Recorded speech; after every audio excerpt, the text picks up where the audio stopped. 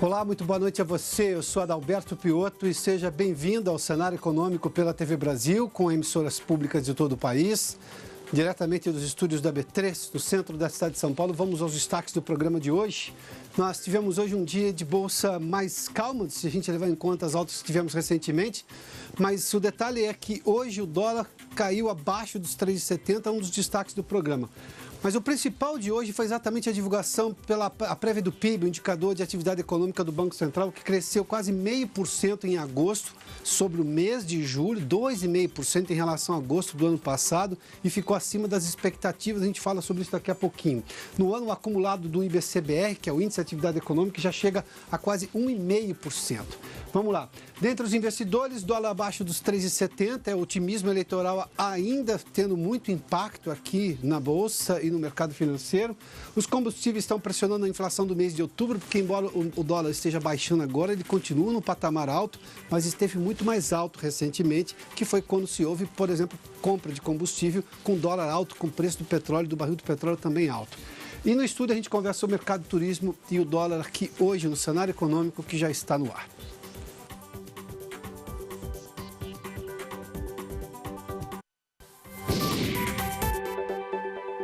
A economia brasileira surpreendeu no mês de agosto, agora neste mês de agosto, na comparação com julho, e teve um crescimento de quase 0,5%. A gente também tem dados, por exemplo, do acumulado do ano e nos últimos 12 meses, o que dá uma ideia de uma recuperação econômica que pode se intensificar agora, no final do ano, quando a economia já é mais aquecida e quando se tem, pelo menos o que a gente tem visto no mercado, um ambiente eleitoralmente favorável, com um olhar mais de otimismo em relação à economia brasileira.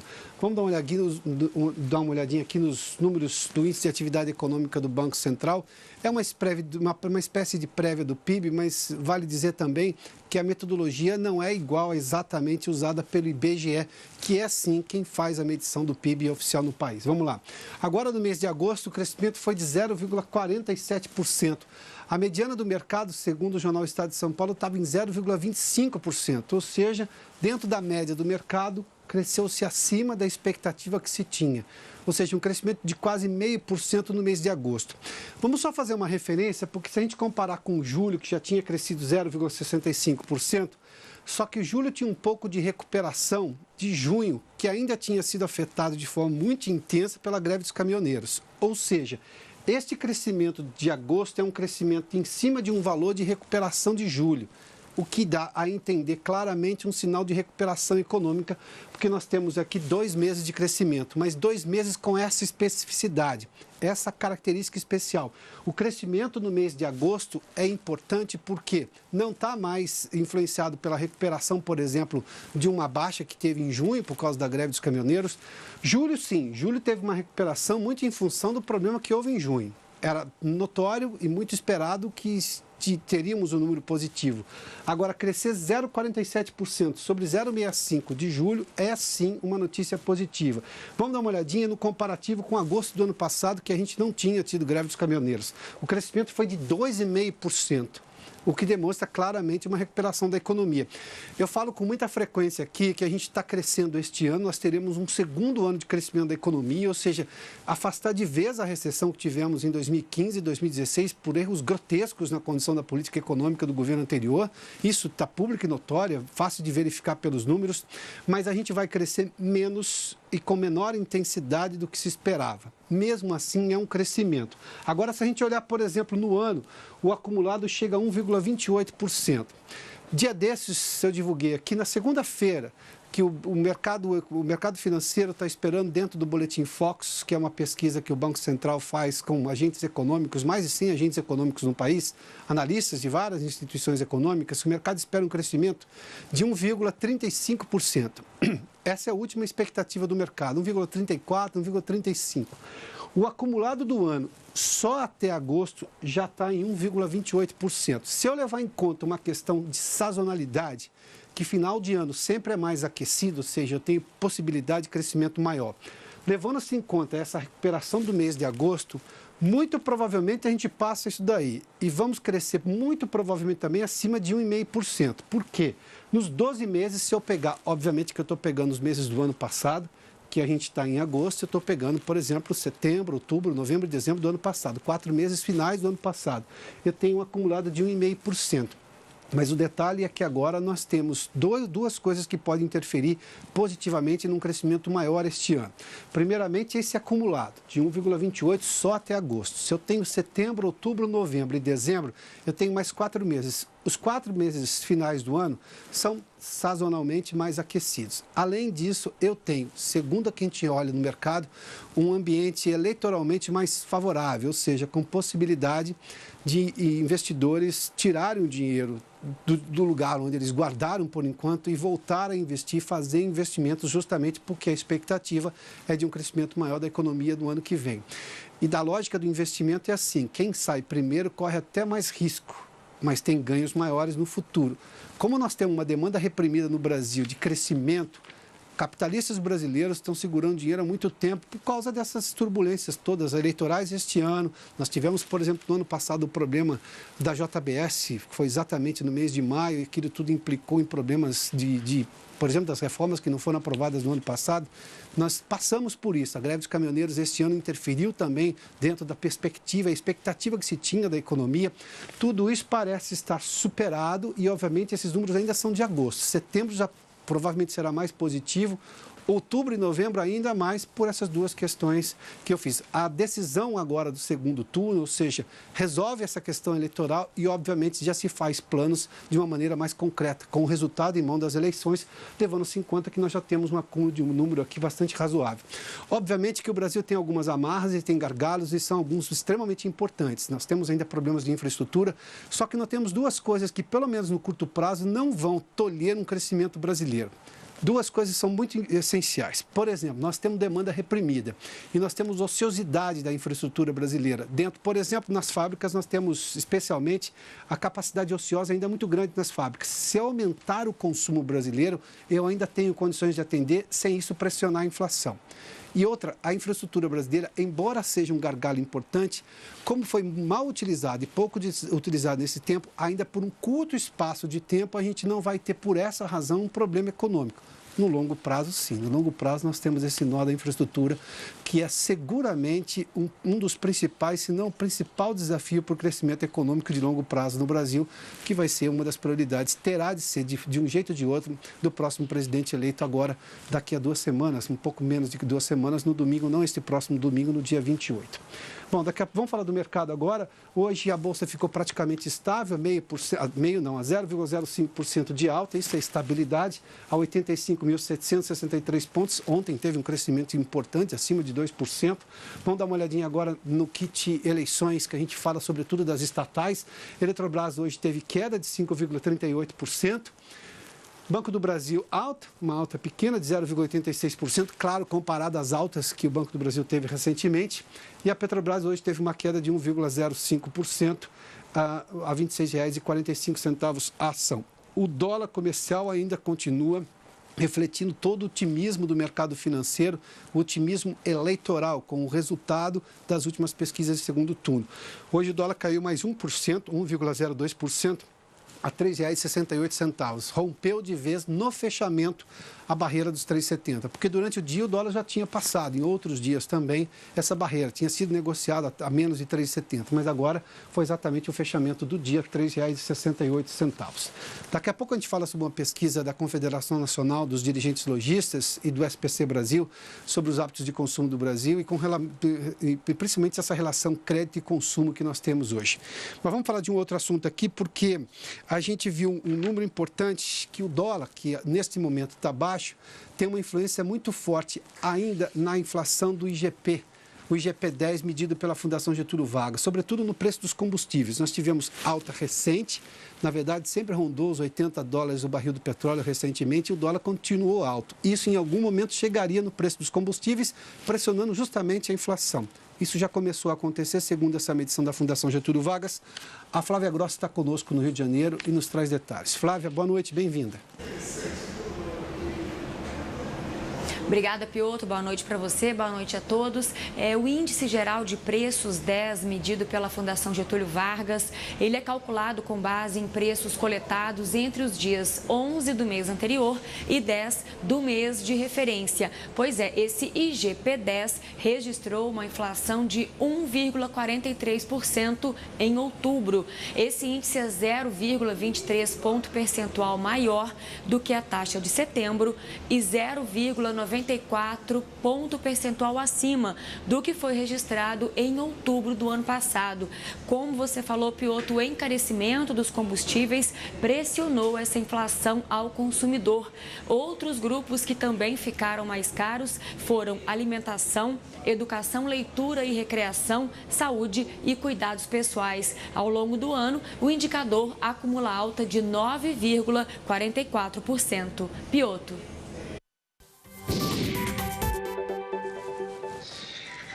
Essa inflação dos combustíveis e o impacto dela, obviamente, na inflação geral, a gente vai tentar entender e vai conseguir dados mais claros nos próximos meses, mas isso já é um alerta. Com essa queda, neste momento do dólar, isso tende a melhorar pelo menos o impacto que se imaginava meses atrás. Bom, lembra daquela invasão de hackers de contas do Facebook que atingiu milhões de pessoas no mundo todo? O Facebook está preparando justamente uma orientação para os brasileiros que tiveram suas contas invadidas. A Raquel Sete está conosco em São Paulo e tem detalhes dessa história. Raquel, boa noite. Boa noite, Piotr. Essa invasão que aconteceu em setembro atingiu cerca de 29 milhões de usuários em todo o mundo. Quem foi afetado aqui no Brasil vai receber a partir de hoje uma mensagem do Facebook com algumas orientações. O usuário deve entrar na central de ajuda do site para saber como a conta foi afetada e o que ele deve fazer. Lembrando que os hackers não tiveram acesso à senha usada para fazer login, mas conseguiram ver dados como o endereço de e-mail, o número de telefone, data de nascimento e os locais onde a pessoa fez check-in recentemente. O vazamento aconteceu por causa de uma falha de segurança em um gerador de vídeos de aniversário. O Facebook fez o anúncio sobre as invasões no dia 27 de setembro e, a partir daí, as ações da empresa se desvalorizaram bastante. Elas atingiram o menor valor no dia 10 de outubro, mas depois houve uma certa recuperação.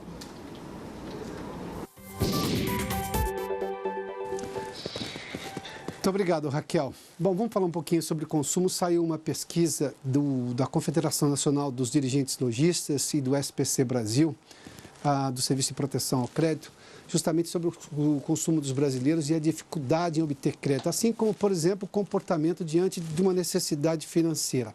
Mas só para você ter uma ideia, mais da metade disse nessa pesquisa que tem dificuldade de obter crédito. E 8 em cada 10 brasileiros, aqui são 82%, vivem no limite do orçamento. Vamos dar uma olhadinha nos números. 1/3, 33% para ser preciso, não sabe quanto gastou no cartão de crédito. Ou seja, não se lembra do quanto gastou, nós estamos em outubro, quanto gastou, por exemplo, na fatura de agosto, tempos atrás. 33% em agosto não se lembra da fatura, 25% entraram no rotativo, vale mencionar. Obviamente que dá para compreender quando a pessoa tem uma necessidade financeira, aí cada um vai fazer o seu julgamento próprio. Mas é a pior modalidade de crédito que existe, é exatamente emprestar dinheiro do cartão de crédito. Se você for pagar a fatura, tudo bem, mas se você não for pagar a fatura na integralidade, ou seja, no seu valor total, os juros do cartão são punitivos, são dos piores que se tem hoje, porque é uma dívida que só cresce e cresce muito, apesar de todas aquelas novas regras do Banco Central. 74% pagaram a fatura integralmente quando perguntado justamente sobre isso. Ou seja, a maioria está pagando o cartão para evitar justamente essa dívida. Mas nós temos exatamente esse outro comportamento. Vamos lá, os tipos de crédito que são retomados. 42% recorreram a algum tipo de crédito agora no mês de setembro. 35% recorreram ao cartão de crédito. Recorrer ao crédito não quer dizer que não pagou a fatura, mas não tinha o dinheiro para pagar à vista e usou uma modalidade de crédito. 9% usaram crediário, ou seja, compraram a prazo na loja, tinham condições de fazê-lo.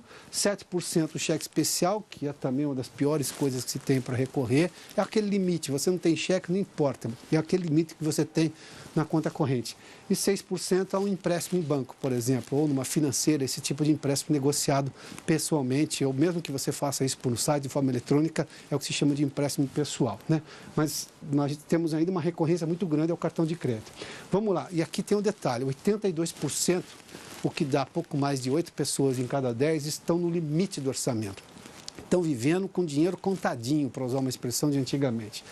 Quase 50% reclamam justamente que essa dificuldade orçamentária mensal vem pelos altos preços, ou seja, aí vem aquela ideia, qual é a sua inflação pessoal? A gente mostra que os alimentos caíram bastante de preço, isso chama atenção, isso é importante. A gente vê que algumas outras coisas também não conseguem subir de preço, mas se você, por exemplo, tem algumas dívidas e você depende muito de combustível, por exemplo, a sua inflação é alta, você está tendo que pagar um preço mais alto pelo combustível, a gente mostrou agora no IGP-10. 25% reclamam de queda da renda, ou seja, estão recebendo menos pelo trabalho, e 23% pela perda de emprego. Esse é um fato que a gente relata com muita frequência aqui, que obviamente traz um problema gigantesco, porque tudo isso aqui gera menos consumo das famílias, e menos consumo das famílias gera um crescimento da economia menor, porque consumo das famílias tem um peso muito importante no cálculo do PIB. E 13%, somente 13% admitiram que tem descontrole nos gastos, ou seja, não conseguem fazer o controle mensal das finanças. Bom, vamos fazer um intervalo, daqui a pouco a gente fala sobre a relação dólar e turismo. Tudo isso depois do intervalo aqui no Cenário Econômico, eu volto em instantes. Já de volta com o Cenário Econômico para falar sobre essa relação viagens, ou seja, turismo e o valor do dólar, o câmbio, quanto isso influencia diretamente na decisão das pessoas, sobretudo neste momento especial do país. A gente falou de um dólar que está recuando um pouquinho, mas esteve alto durante praticamente o ano todo até agora. Sobre esse assunto a gente conversa agora com o Eduardo Fleury, que é líder de operações do Kayak, o maior site de buscador de viagens do mundo. Eduardo, seja bem-vindo aqui. Tudo bem, Pedro? É o maior do mundo mesmo. Sim, é o maior do mundo. A gente tem um grupo de marcas globalmente, a gente não atua só com a marca Kayak. Por exemplo, no Brasil a gente atua com 3 marcas, né? Kayak, Momondo e Mundi. Mas como buscas agregadas, a gente faz hoje cerca de 2 bilhões de buscas por ano no mundo inteiro, buscas de viagem. Então a gente é o maior meta-buscador do mundo hoje.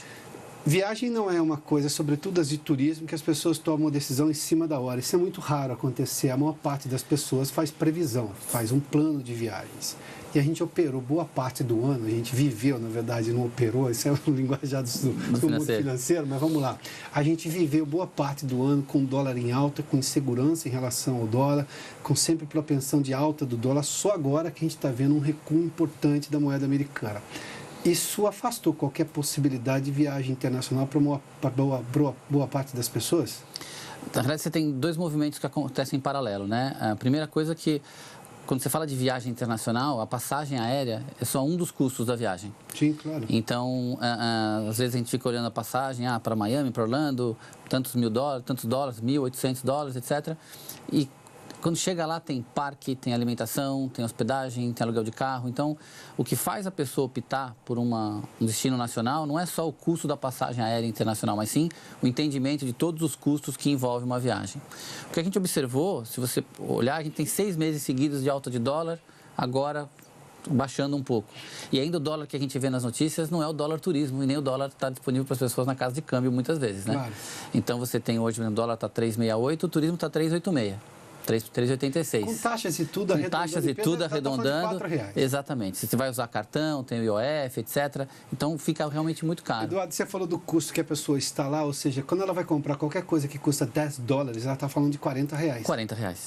E isso que muitas vezes faz a pessoa optar por um destino mais próximo, nacional, ou até um destino. A gente fez esse estudo, né?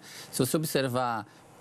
Teve um aumento de destinos nacionais nos últimos 6 meses, comparar setembro a março, cresceu 31% o volume de buscas por destinos nacionais. E quando a gente olha os destinos mais buscados, a gente vinha de uma recuperação, de voltar a ter destinos internacionais nos top 10, 15 destinos mais buscados pelo brasileiro. Quando a gente refaz essa busca em setembro, com os números que a gente tem na pesquisa, você só tem 3 destinos internacionais entre os top 15. né? Que é Bariloche, você teve Bariloche, Santiago e Lisboa. Né?